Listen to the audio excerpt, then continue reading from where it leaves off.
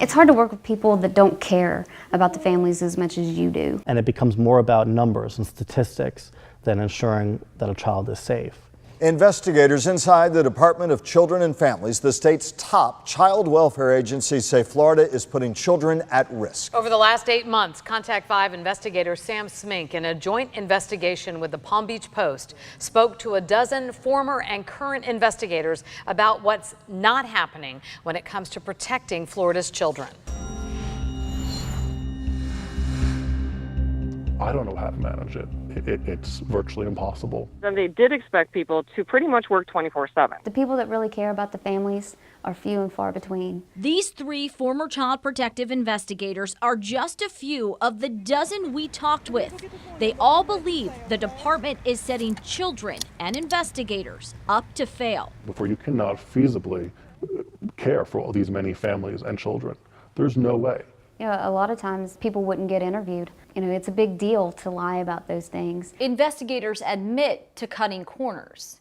Sometimes my supervisor would be like, oh, well, just say that you couldn't get in touch with them or nobody was home. So when a kid's not seen and it's documented that they're seen, nobody really knows what's going on with this kid. That's because they say investigators are handling too many cases at one time.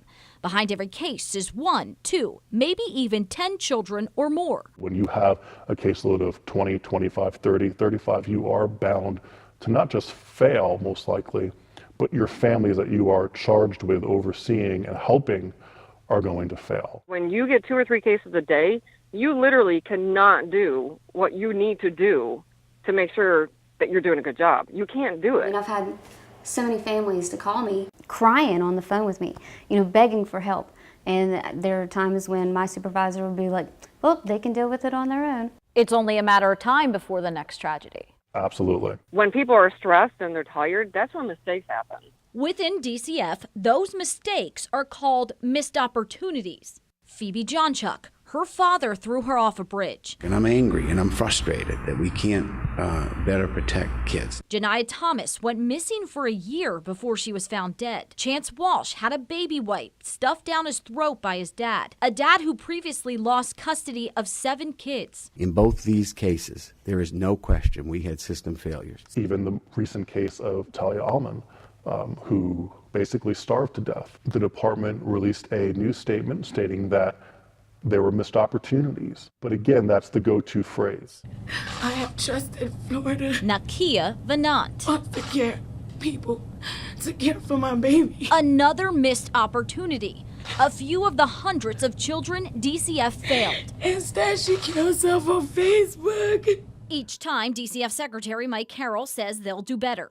Today, we have investigators that have well beyond 20 cases or 30 cases, and it begs the question, are there going to be more missed opportunities? It's so bad at this point that there are investigators that are resigning left and right. At least 55 DCF investigators in our area have quit in the last 14 months. And when they leave, their cases get put on someone else. And then the higher ups from there put more pressure to get cases closed. And that throws us back into that whole cycle again. We do monitor workload. DCF Secretary Mike Carroll repeatedly refused to speak on camera, but talked with us by phone. I understand folks' frustration with workload, but we also monitor because there are some folks who can't manage their workload. And we do see from time to time folks that caseloads reach that high, although that's the aberration, not the norm. Is this interview your plea for help?